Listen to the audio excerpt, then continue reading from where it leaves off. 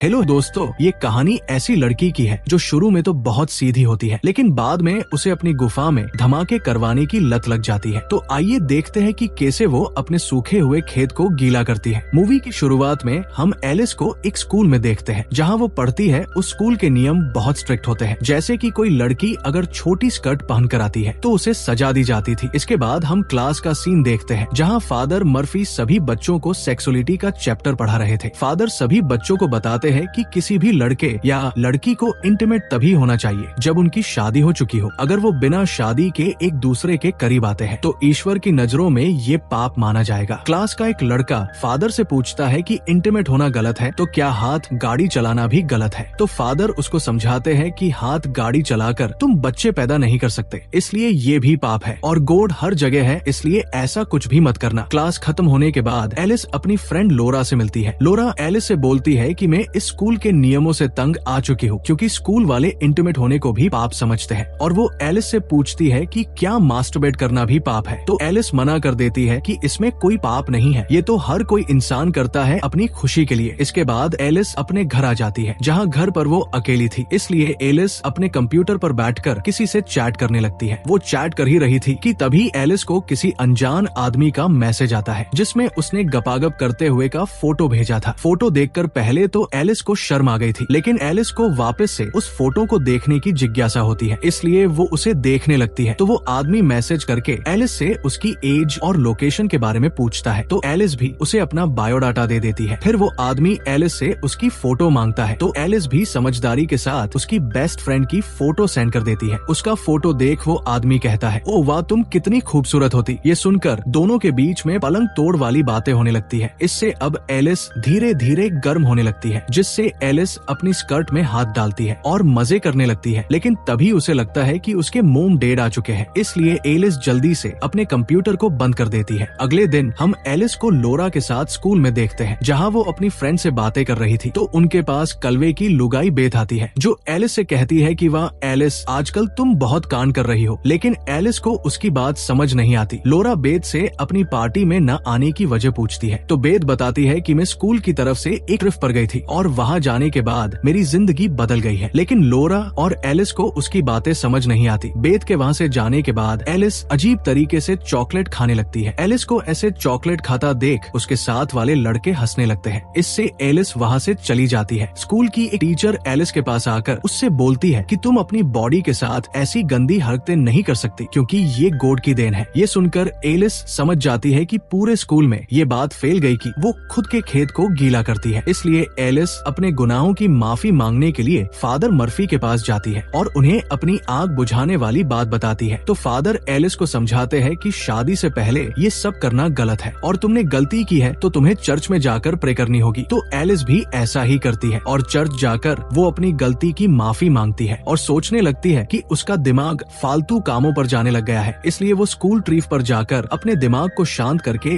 God के बारे में और जानेगी। एलिस ऐसा ही करती है, वो स्कूल ट्रिप पर जाती है। लोरा भी ट्रिप पर जा रही थी, लेकिन वो गॉड के बारे में जानने के लिए नहीं, बल्कि उसी के स्कूल के एक लड़के को पटाने के लिए। थोड़ी देर बाद वो सभी उसी जगह पहुंच जाते हैं जहां उनका कैंप था। कैंप से कुछ बच्चे बाहर आते हैं जो कि इनके ग्रुप के लीडर थे। उनमें से हम एक लड़के को देखते हैं जिसका नाम क्रिश था। क्रिश को देखते ही एलिस की गुफा में हलचल मचने लगती है। वेल तभी वहाँ की इंचार्ज नैना वहाँ आती है जो सभी को अंदर लेकर जाती है। नैना एलिस से उसका फोन मांगती है क्योंकि ट्रिप पर फोन अलाउड नहीं था, ताकि सभी बच्चों का ध्यान ट्रिप पर लग सके। पर एलिस नैना को अपना फोन नहीं देती और झूठ बोल देती है कि उसके पास फोन नहीं है, जिसके बाद सभी बच्चों को एक साथ हॉल में बिठाया जाता है जहां फादर सभी बच्चों का अलग अलग ग्रुप बना देते हैं। एलिस क्रिश के ग्रुप में थी, इसलिए एलिस के मन में लड्डू फूटने लगते हैं। फिर फादर मर्फी सभी बच्चों से कहते हैं कि तुम यहाँ आए हो, ये ईश्वर ने पहले से प्लान कर रखा है और तुम 4 दिनों तक यहाँ रहकर अपनी जिंदगी के बारे में सीखोगे जो कि ईश्वर चाहते हैं। जिसके बाद फादर सभी बच्चों को एक पेपर देते हैं जिस पर फीलिंग के बारे में लिखा था। फादर कहते हैं कि तुम सभी को इस पर टिक करके बताना है जो तुमने यहाँ आने से पहले महसूस किया हो। तो सभी बच्चे अपने अपने मूड को टिक कर देते हैं, लेकिन एलिस टर्न ऑन पर टिक कर देती है क्योंकि कुछ दिनों पहले ही वो किसी के साथ इंटीमेट होना चाहती थी। लेकिन एलिस इस बात से घबरा जाती है कि इस बात का सबको पता चल गया तो उसका मजाक बनाया जाएगा, इसलिए वो उस टिक को हटाने की ट्राई करती है। पर इससे पहले ही उनके पेपर सबमिट करवा लिए जाते हैं, जिसके बाद नैना आकर कन्फेशन करती है कि मुझे लगता था कि मेरे मेरे मोम डैड मुझसे प्यार नहीं करते, लेकिन यहाँ आने से मेरी लाइफ इतनी चेंज हो गई कि मुझे अब लगने लगा कि मेरे मोम डैड मुझसे भी प्यार करते हैं। हाँ सही है, इसको तो ऐसा लगेगा ही, और वो क्यों आपको आगे पता चलेगा। अगले सीन में हम रात को एलिस को देखते हैं जो अपने नोकिया 1208 में सांप वाला गेम खेल रही थी। आउट होने पर फोन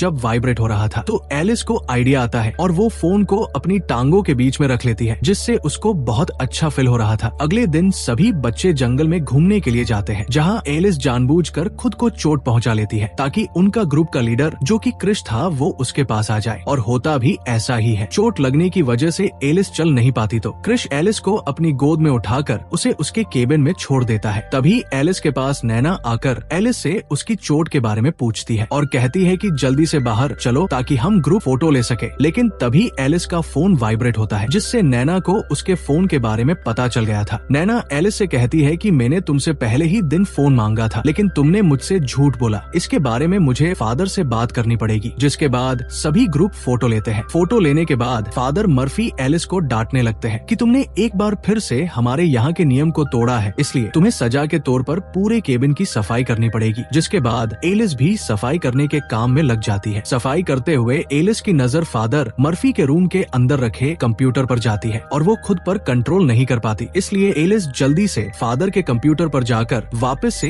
एक लड़के से चैट स्टार्ट कर देती है। एलिस उस लड़के से इंटीमेट होने के बारे में पूछती है, लेकिन एलिस को ऐसा लगता है जैसे कोई आ रहा है, इसलिए वो जल्दी से कंप्यूटर को बंद करके वहाँ से निकल जाती है। लेकिन वो कंप्यूटर को शट डाउन करना भूल गई थी। अगले दिन सभी बच्चे बेटे होते हैं क्योंकि इन्हें यहाँ अब 3 दिन गुजर चुके थे। तभी वहाँ फादर आकर सभी बच्चों से पूछते हैं कि जिस किसी ने भी मेरे कंप्यूटर से चैट की है वो खुद आकर मुझे बता देगा तो अच्छा रहेगा। लेकिन कोई भी बच्चा इस बात को एक्सेप्ट नहीं करता, तो फादर मर्फी एक एक करके सभी बच्चों का इंटरव्यू लेने लगते हैं ताकि उन्हें पता चल सके कि उनके कंप्यूटर का इस्तेमाल किसने किया है। एलिस जब इंटरव्यू देने आती है तो फादर मर्फी उससे बोलते हैं कि पूरे स्कूल में तुम फेमस हो क्योंकि स्कूल में चारों तरफ तुम्हारी ही चर्चाएं हैं। तो एलिस बोलती है कि मैं एक सीधी लड़की हूँ और जो भी बातें आपने मेरे बारे में सुनी है वो सब अफवाह है। इसके बाद एलिस किचन में सफाई का काम कर रही होती है। तभी वहाँ उसकी क्लास का लड़का आकर कचरा नीचे गिरा देता है, जिससे एलिस उसके ऊपर गुस्सा होकर बोलती है कि तुम्हारी वजह से मैं पूरे स्कूल में फेमस हो रखी हूँ। तो वो लड़का भी बोल देता है कि तुम भी कुछ कम नहीं हो, तुम्हारी वजह से ही मेरा ब्रेकअप हुआ है। तभी फादर वहाँ आकर उस लड़के को वहाँ से लेकर चले जाते हैं। एलिस अपनी सफाई कर ही रही होती है। तभी एलिस की नजर खिड़की से बाहर जाती है जहाँ नैना और स्कूल का एक लड़का रोमांस कर रहे होते हैं। ये देख एलिस भी एक्टिव हो जाती है और झाड़ू की हेल्प से खुद को खुश करने लगती है। सब हो जाने के बाद एलिस लोरा के पास जाकर नैना के कांड उसे बताती है, लेकिन लोरा को एलिस की बातों पर यकीन नहीं होता और वो एलिस से बोलती है कि तुम्हारे दिमाग में हर टाइम रोमांस चलता रहता है, इसलिए तुम्हें हर कोई तुम्हारे जैसा ही लगता है और तुम बहुत गंदी लड़की हो, इसलिए आज के बाद तुम मुझसे कभी बात मत करना। इससे एलिस को बहुत बुरा लगता है। अगले दिन एलिस जब सफाई कर रही होती है तो उसे उसी लड़के का ब्रेसलेट मिलता है जिसने उसकी अफवाहें स्कूल में उड़ाई थी। उस ब्रेसलेट को लेकर एलिस फादर के कंप्यूटर के पास रख देती है। तभी उसे किसी के आने की आहट सुनाई देती है, जिसे सुनकर एलिस छुप गई थी। तो फादर मर्फी वहाँ आकर अपने कंप्यूटर में कुछ वीडियो चलाकर हाथ गाड़ी चलाने लगते हैं, जिसे देखकर एलिस चौंक जाती है और बाहर आकर सोचने लगती है कि ये खुद तो मजे कर रहा है और दुनिया को ज्ञान बांट रहा है। बाहर एलिस को क्रिश मिलता है, जिसे देखकर एलिस की आग बढ़ चुकी थी। वो क्रिश को किस कर लेती है और क्रिश भी आराम से किस करता है, लेकिन क्रिश को एहसास होता है कि वो गलती कर रहे हैं, इसलिए क्रिश वहाँ से भाग जाता है। रात को सभी ग्रुप बनाकर एंजॉय कर रहे होते हैं, लेकिन एलिस का तो सुबह की घटना को सोच कर ही दिमाग खराब हो रहा था, इसलिए वो सभी को छोड़कर वहाँ से भागकर सीधे एक बार में आ जाती है जहाँ एलिस को जीना नाम की एक लेडी मिलती है जो एलिस को परेशान देखकर उससे बात करने लगती है। तो एलिस अपनी परेशानी उसे बताती है कि लोग जैसे अंदर से होते हैं वो बाहर से वैसे दिखते नहीं है। मैं जिस स्कूल में पढ़ती हूँ वहाँ में छोटी छोटी गलती की भी सजा दी जाती है। तो जीना उसे बताती है कि मैं भी छोटी थी तब कैथोलिक स्कूल में पढ़ी हूँ, इसलिए मुझे पता है कि तुम्हें कैसा फील हो रहा होगा। थोड़ी देर बातें करने के बाद जीना एलिस को उसके कैंप के बाहर छोड़ देती है और एलिस से कहती है कि जल्दी से तुम्हें अपने स्कूल को चेंज कर देना चाहिए ताकि तुम अपने मन की कर सको। अगली सुबह जब सभी बेटे होते हैं तो फादर मर्फी आकर उस लड़के को अपने साथ लेकर जाते हैं जिसने एलिस की अफवाह फैला रखी थी। उधर लोरा भी एलिस के पास आकर उससे सभी बातों की माफी मांगने लगती है और कहती है कि मैं शर्मिंदा हूँ कि मैंने तुम्हें इतनी अश्लील समझा। वो सारे कांड तो उस लड़के ने किए थे। जिसके बाद सभी का लास्ट दिन था, इसलिए सभी अपनी अपनी बातें कहते हैं। वो लड़का आकर अपने किए हुए कांड के बारे में सभी के सामने सॉरी मांगता है। जब एलिस की बारी आती है तो वो हिम्मत करके सबके सामने बोलती है कि यहाँ हर कोई अपनी सच्चाई छुपाकर बेटा हुआ है, क्योंकि सबके चेहरों पर एक नकली फेस है जो वो दिखाना नहीं चाहता। जिसके बाद एलिस अपने घर आ जाती है और अपने नए स्कूल के बारे में देखती है। अगले दिन जब एलिस नए स्कूल जाती है तो उसकी मुलाकात वहाँ क्रिश से होती है, जो एलिस से उस दिन हुए कांड के बारे में माफी मांगता है और दोनों अच्छे फ्रेंड्स बन जाते हैं। इसके बाद एलिस कॉन्फेशन करने के लिए फादर के पास जाती है और बताती है कि जब मैं टूर पर गई थी तब मैंने वहाँ एक आदमी को वीडियो देखते हुए हाथ गाड़ी चलाते हुए देखा था। अब आपको पता है वो मर्फी ही था, लेकिन फादर मर्फी इस बात को मानने से इनकार कर देते हैं और एलिस को बोलते हैं कि किसी को ऐसी हरकतें करते हुए देखना भी पाप है, इसलिए तुम चर्च जाकर गॉड से प्रे करना। पर एलिस घर आकर अपने कंप्यूटर में अच्छे वीडियो चलाकर खुद को ही खुश करने लगती है और इसी के साथ इस मूवी की हैप्पी एंडिंग हो जाती है। आपको मूवी कैसी लगी कमेंट करके जरूर बताना। Thanks for watching.